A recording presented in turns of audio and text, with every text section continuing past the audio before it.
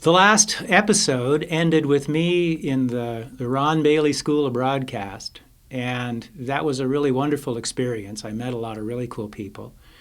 And I went, after I finished the school in early 1978, I sent around my demo tapes all over the country, and I told people I was joining the circus, running off to join the circus, and I didn't care where I landed.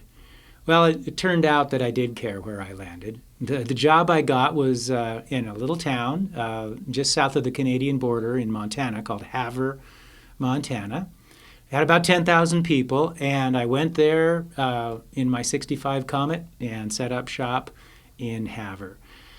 It was a fascinating job in a lot of ways. I had to work every shift around the clock. I got to learn where the donut shops were open at 4 in the morning, and I learned how to chase cows. The station manager taught us how to yell at cows and throw rocks at them to get them to go back through the hole in the fence. And the broadcast booth had a big plate glass window right beside it, right about this far away. And right on the other side of the plate glass window was the transmitting tower, which was the tallest thing within 200 miles. And so every time there was a lightning storm, that tower got hit 3 or 4 times an hour during this storm. So I know exactly what lightning sounds when it's only about 20 feet away. It's a really amazing experience. So that was the radio station. I did news and sports, and I produced commercials. But it was really boring. It was incredibly difficult for me to make friends in this town. I'm a West Coast urban guy landing in a northern Montana cattle town. I only made one friend. His name was Rusty, and to this day I'm really grateful to him for being my friend. He was a really cool guy. So I decided that I would go join my old pickin' partner, Matt, my best friend from Seattle. He had moved back to Memphis, Tennessee a few months before, and I missed him. And so I quit that job, and I drove down to Memphis, and I stayed with him there and lived in Memphis for a year and a half. Memphis is where I paid some dues. It was a place where I had some rough experiences, and I also learned a lot about playing guitar with feeling, which is, of course, far more important than technical dexterity. And my friend Matt was one of the influences, one of the people who taught me how to play with what he called pizzazz. He really played with pizzazz. He was great at it.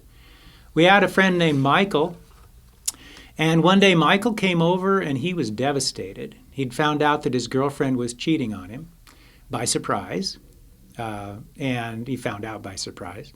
And he told a story, and I'd been playing around with this particular chord progression for a while, and somehow that story seemed to fit. But his girlfriend's name didn't fit. I don't remember what her name was, but it didn't scan with the lyrics. So I gender switched the song and made it put his name in it. He was the cheater in the song. This song's called Dear Michael.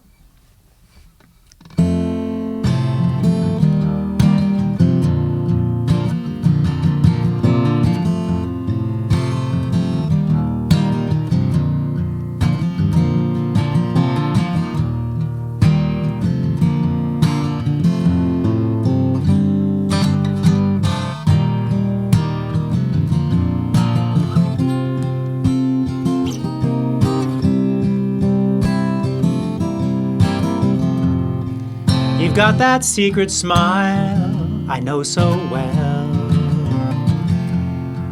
and it's a fine, fine sight to see. It'd warm this heart of mine even more if I thought it had a thing to do with me.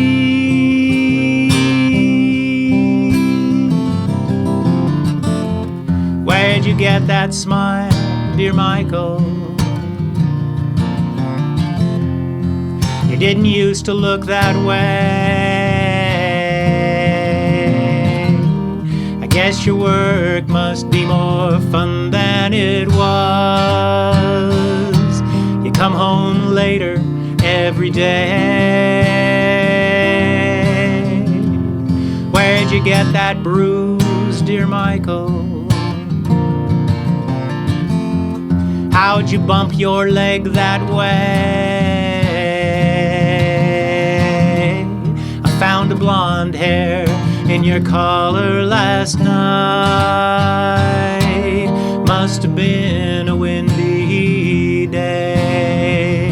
And if I ask too many silly questions about the things you say and do, it's very simple, my dear Michael. I'm scared to death I'm losing you.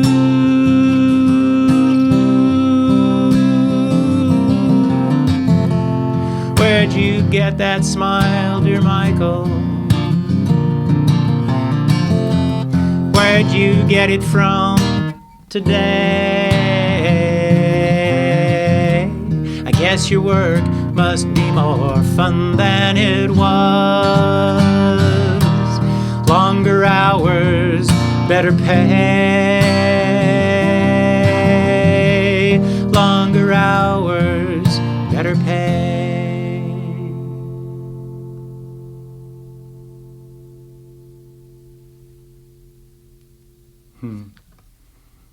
Thank you. I'm proud of that one. I don't play it often, but it comes up in practice a lot because I like to keep it fresh, because at some time it'll be the right song to sing in a concert. It's pretty sad and bitter, but I'm proud of that one.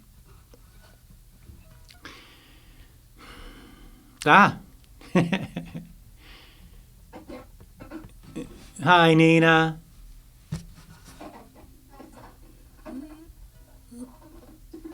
Well, the quality is such that I actually cannot hear what you're saying. It's coming and going. Try clicking turn on original sound and see if that, in the upper right-hand corner of your screen, there's a button called original sound for musicians. Try turning that on and see if that helps. I caught a little bit of what Nina was trying to say, and that sounds so much like Be Love.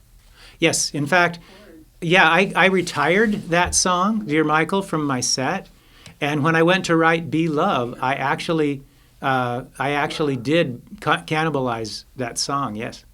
And then later on fell back in love with that one. Mm-hmm. Yeah. Thanks, yes, that is in fact self-plagiarism. Okay, hi Gary, now you can hear me. Hi, Nina, I can hear you great. That worked like a charm. Thank you, Sarah. I have this little Bluetooth speaker that I had you on, and that doesn't work with the mute. Oh. But it sounds better than my iPad. Ah. I wanted to say I recognize that song with different lyrics. Yeah, it's not the same. There are many parts of each song that are different from each other, but the basic chord progression is the same. So I did copy myself when I did that. I hadn't played Dear Michael in years. That's right. Yeah. So yeah. Those are my favorites. Oh, thank you. I could do a medley of those too. It'd be kind of fun.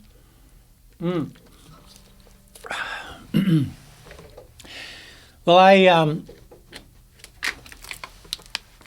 I've referred to my picking partner. He was my best friend, Matthew, for several years, and we lived together for a year or so after I got to Memphis. And after we moved away from each other into different places, I'd still go over to his house once in a while and crash on the couch. And one night, I had come over to hang out with Matt, and he said, "Hey, Gary, I've got an idea for a song title. It would be, You Just Took a Bite from the Apple of My Eye." And I laughed, and I thought, yeah, that'd be a pretty good song title. I didn't think more of it. And then I crashed on his couch. And in the morning, I woke up, and I leaped off the couch, and I grabbed my guitar because the song had come to me while I was sleeping. And I realized that, yes, You Just Took a Bite from the Apple of My Eye could be a song. And it was. I ended up... This turned out to be my audition song for the Gong Show.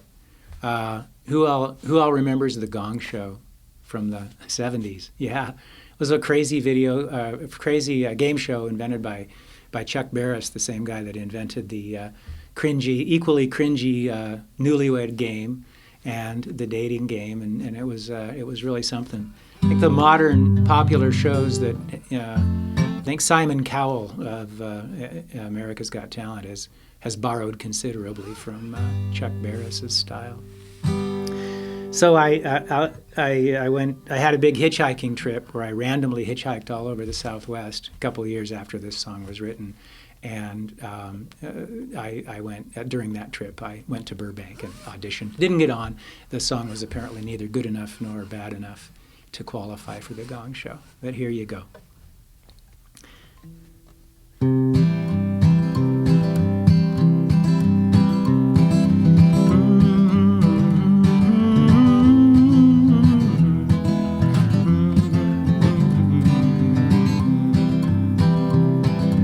I have tried to get along with peaches, pears, and grapes. I've had a real fruit salad on my hands. But even maraschino cherries don't have what it takes. You stole the only woman I could stand. You just took a bite from the apple of my eye. You came along and plucked her from my tree. I hope you have a good time with the apple of my eye, but don't forget to throw the core to me. You picked her for the way she looks and for the way she feels, but the things I care the most about are way beneath the peel. You just took a bite from the apple of my eye. You came along and plucked her from my tree. I hope you have a good time with the apple of my eye, but don't forget to throw the core to me.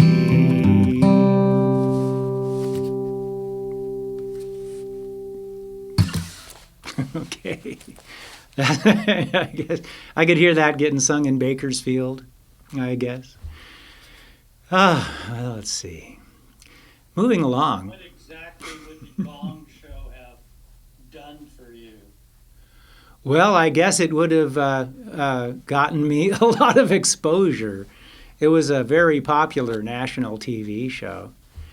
As it turned out, yeah?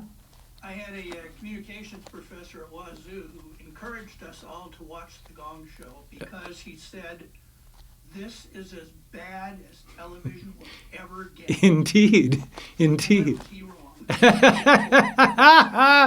In fact, it paved the way for a whole category of cringe-inducing shows that have continued to this day. Mm-hmm. What it did do for me was treated me to a very fascinating stay in the waiting room. The green room for this show was full of small dogs and clowns and jugglers in harlequin suits, and it was quite an adventure. I had some good conversations, as I recall.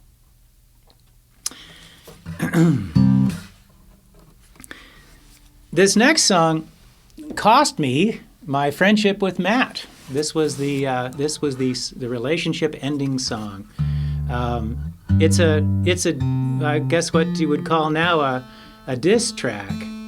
It was written as a complete work of fiction. I had it was no real story here. I was just writing a story, and it's a fairly complicated story, but it's definitely a major attempt to start a folk battle if the person on the other end had been a real person. And my best friend decided that the song was about him, and it was directed to him. And he became furious with me. It was a big. I was trying to explain to him, you're in the song, but you're not that character. And he just wouldn't have it. He wouldn't believe it. So that really led us to be estranged for a long time. And I'll explain the story before I sing it because it's kind of a complicated story, a little hard to follow. There's 4 characters. There's me, and there's my girlfriend. And then there's this guy that I introduced my girlfriend to at a party, a handsome fella that I barely know. And then there's also my friend from Memphis. I get distracted by talking to him, and while I'm looking the other way, my girlfriend runs off with the handsome guy. So Matthew was the friend from Memphis, but he thought he was the other guy. So this song's called Last Laugh.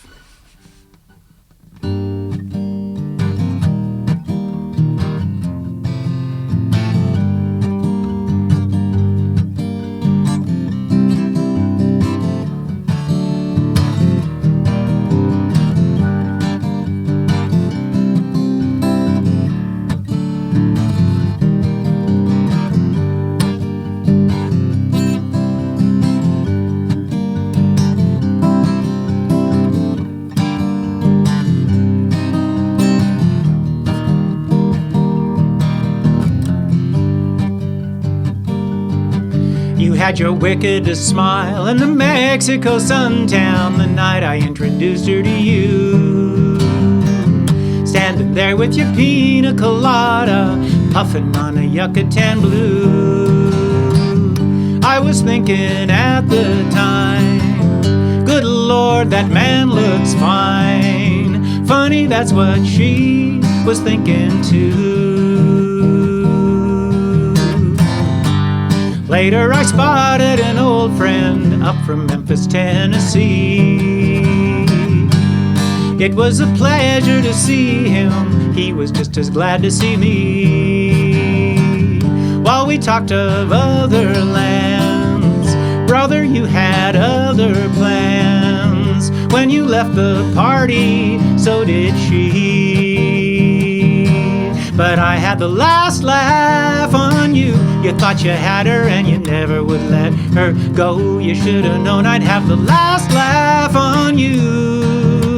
And she had the last laugh, she had the last laugh, she had the last laugh too.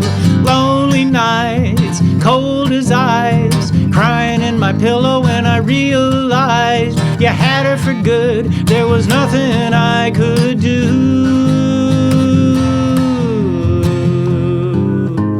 Then one morning, about 3:45, I felt a little warmer than I had before. I rolled over and said, "Hey, what you doing in my bed?" She said, "Baby, you forgot to lock your door. Oh, oh, oh, oh, oh, oh, oh." And when you shave in the morning, you wonder how the lady could stand walking out on that face in the mirror, leaving such a hell of a man. Well, I got news for you, brother, you ain't nothing new. You're looking at your only fan. And I had the last laugh on you. You thought you had her and you never would let her go. You should have known I'd have the last laugh on you. And she had the last laugh, she had the last laugh, she had the last laugh too. I had the last laugh on you. And she had the last laugh, she had the last laugh, she had the last laugh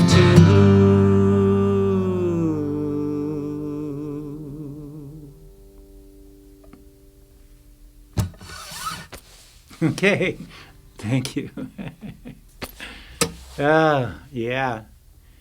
There are a couple of postscripts to that story. I was in Seattle a couple of years later, and I was walking down the street in the Pike Place Market, and all of a sudden I spotted Matt about 10 yards ahead of me, walking down the street the same way. And so I just caught up with him and fell in beside him, just like we'd been walking together already, and started a sentence in the middle.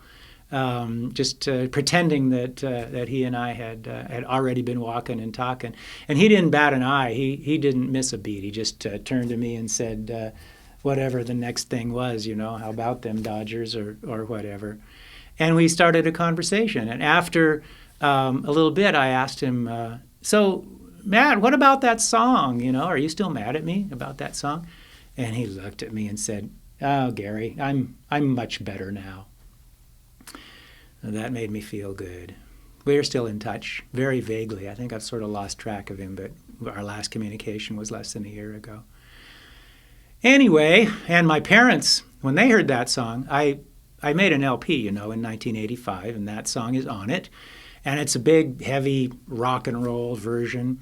And in the back track, in the down deep in the mix, there is a distorted rhythm electric guitar, and it's growling along down in there.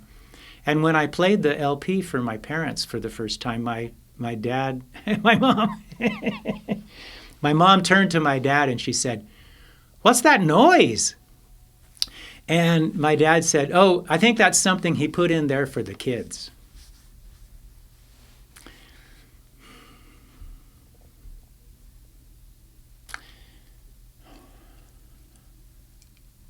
If anybody has any thoughts, otherwise I'll move along. So you never went back and did any broadcast work? I did once again. Thank you. You asked the best questions, Dean.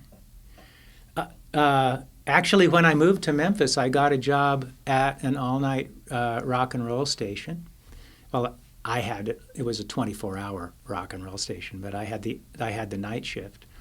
And I would show up every night at 11 o'clock, and I'd always put on a whole side of something that I liked. I usually started the show with a Grateful Dead set or B.B. King. And this station, this was 1978 or maybe 79, probably 79, maybe both. And so the music that was coming in that was new, I would grab whatever had just come in and put it on so I could listen to it, and I would do that live on the air. That was a really great job. The first time I ever heard Van Halen was on that station. I just grabbed this Van Halen album and "Who's this?" and put it on, and got my mind blown. First impression of Van Halen. They made a pretty good first impression. So yeah, that was my only other radio job. I was in radio at 2 places. Okay, I got one more before you sing a song. Great. So, like my life history after graduating from Evergreen, I could tell it in 15 seconds. You, on the other hand, seem to have lived in so many places. Did you have a favorite place in terms of where to live in the country? Absolutely. San Luis Obispo County. Oh, okay. I've lived all over the place. I lived in Mystic, Connecticut, which was kind of a cool place, little seacoast town on Long Island Sound. I lived in Seattle a lot, and Seattle's a great place to live. But there's no comparison to the southern half of San Luis Obispo County, the towns like Morro Bay and Pismo Beach and Shell Beach, and San Luis Obispo itself are just wonderful. The climate is super even, the vibe is mellow, and it's halfway between LA and San Francisco. So even though it's 5 times as crowded as it was when I first moved there in 1994, it's still the most livable place I know of. I'd have to say some upland areas in Hawaii are pretty great as well. Anything above, 2,000, 3,000 feet is really great places to live.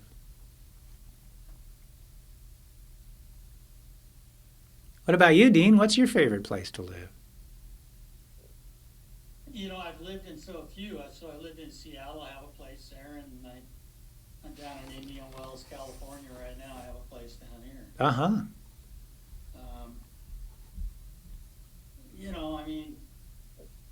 I like the Seattle area, but I think I always struggle a little bit with the long gray period. Yeah. Growing up, I was a Seattle native and everything, so Mm-hmm. it's kind of nice for me to get away to some sunshine for a portion of the year. Yeah, for sure. When I was growing up, I grew up in Seattle too, and that was just normal. Everything was normal. There's a song, banking off of the northeast wind, sailing on a summer breeze, going where the weather suits my clothes. And the visual I always got hearing that was a gray zippered hooded sweatshirt and a down jacket. And then when I moved to California, I realized that the song was was about sunny weather, because in Seattle the drizzle is that's how you live. It's totally normal.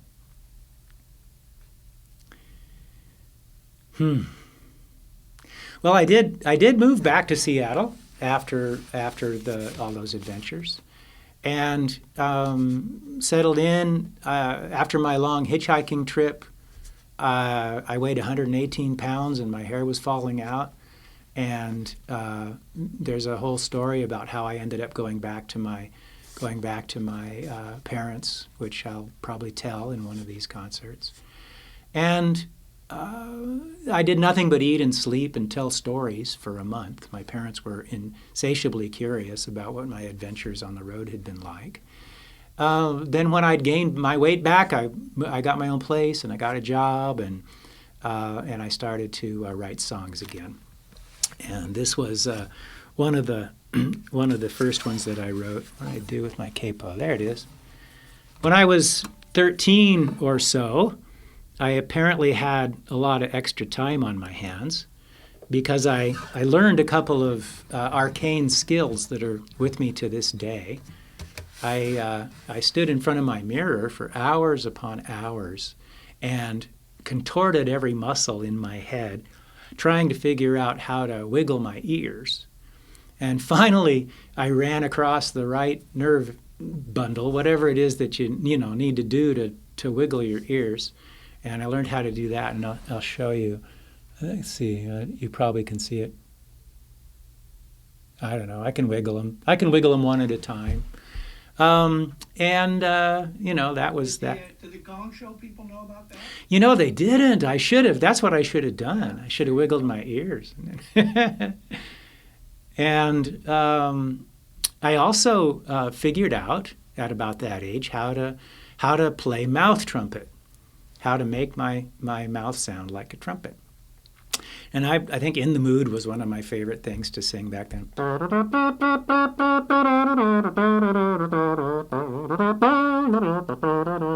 Etc.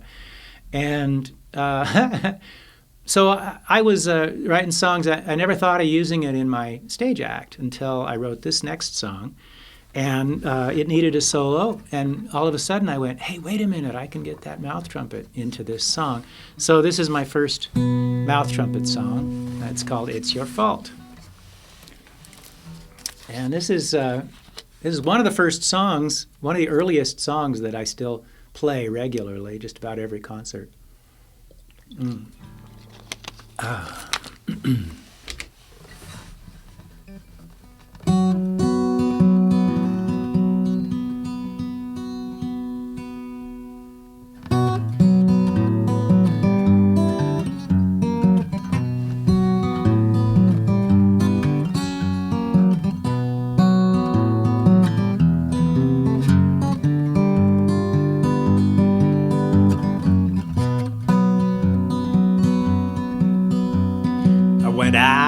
Looking for a job today.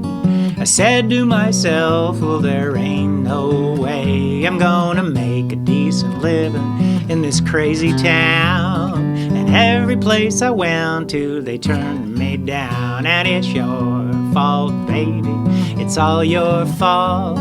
It's your fault, baby, it's all your fault, yeah. I'm in a spin, this condition I'm in is your fault, baby, it's all your fault.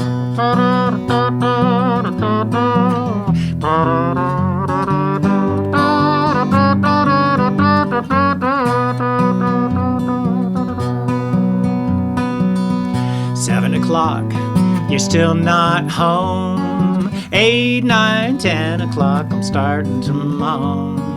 1 in the morning, I'm walking the floor. By 3 a.m. I can't cry no more. And it's your fault, baby, it's all your fault. It's your fault, baby, it's all your fault, yeah. I'm in a spin, this condition I'm in is your fault, baby, it's all your fault, yeah. It's your fault. There ain't no justice, it's your fault, yeah. what can I do? It's no fun to blame myself. I'm so glad I got you.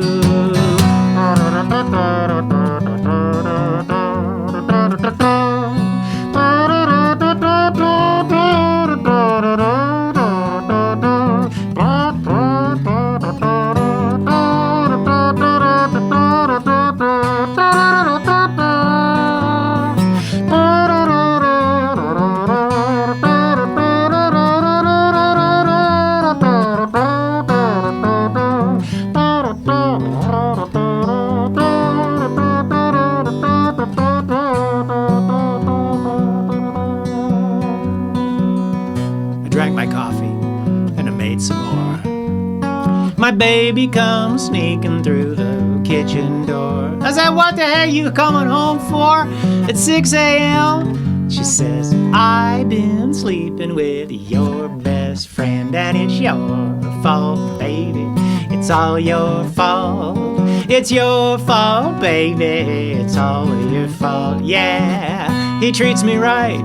I spent the night, and it's your fault, baby. It's all your fault, yeah, it's your fault. There ain't no justice, it's your fault, yeah. What can I do? It's no fun to blame myself. I'm so glad I got you.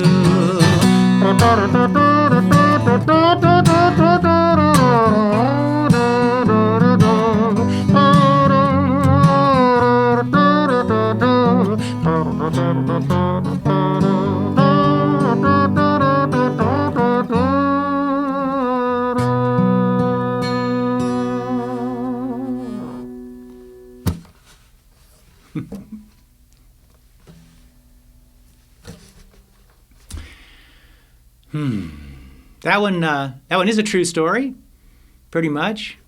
Switched one detail around. My girlfriend slept with her best friend rather than my best friend. But the song sounded more universal the way I ended up writing it. She and I had a wonderful conversation about 3 or 4 years ago. It was she passed away.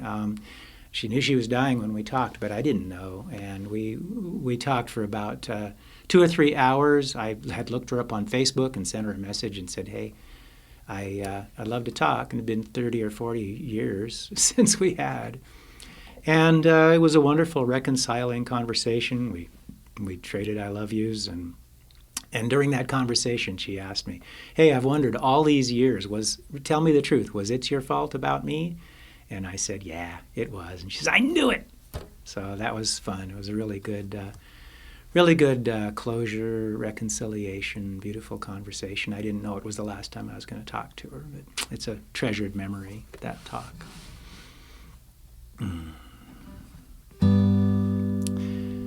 Well, that brings me to my best-known song. When I was living in Bellevue in 1980, I had an experience. I often tell the story of how I came to write it in that, and I can tell it very briefly, but there's a deeper level to the story of this song. I came to write it because my housemate Bonnie introduced me to fixing milk and honey before bedtime as a sleep aid. But I fixed it, and instead of putting me to sleep, it kept me up all night, and I wrote the song in one night. And that's the explanation of why the song starts with milk and honey on the stove. But the deeper story is that right before that, I had cried for the first time in 10 or 12 years. When I was 13 was the last time my father spanked me, and I cried, and I just sort of clammed up after that emotionally. I didn't shed a tear until I was about 24 when I wrote this song. And the thing that broke the dam, I got worried, actually. I couldn't cry. I cut onions to make tears come, but it never felt real. And when one night I had a flying dream, and when I woke up and realized that as real as that had seemed, I couldn't do it in real life, that wasn't real. And I burst into tears, and it felt amazing. It still does. I've cried a lot since then. I love to cry because I know I'm really tuned into my genuine feelings, and wow, I'm really feeling something here. And that's the release, as Joni Mitchell said, laughing and crying, it's the same release. So crying is one of my favorite privileges in life as a human being. So that's the deeper inspiration behind this song. It's Flying Dream, of course, and it has more views on YouTube and more listens on Spotify, and more people know it than any of the other songs that I've ever written. So here we go, Flying Dream.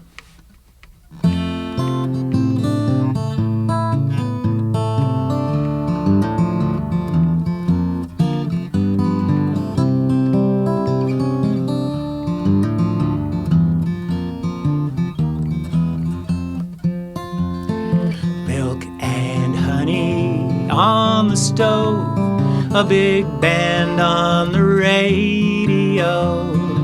Open up the curtains to the sky. Fill my cup and hit the light and stare out at the starry night. I wonder if I'll ever learn to fly. It feels so easy, feels so right to rise above the city lights. I hope I have my flying dream tonight. I hope I have my flying dream tonight. And I know I'm doing something right. I'm gliding down the street. I feel my body rise above the ground, dodging all the power lines and mountains that I meet. I'm free until the morning comes around, coming down. Bacon cooking on the stove, the Beatles on the radio. The sky is blue, the clouds are drifting by. I wonder how I got to be a prisoner of gravity. I know there's more to me than meets the eye. I know that I could fly right now if I could just remember how. I know I'll make it through the day all right if I can have my flying dream tonight. 'Cause it feels so easy, feels so right to rise above the city lights. I hope I have my flying dream tonight. I hope I have my flying dream tonight. Ooh, flying dream.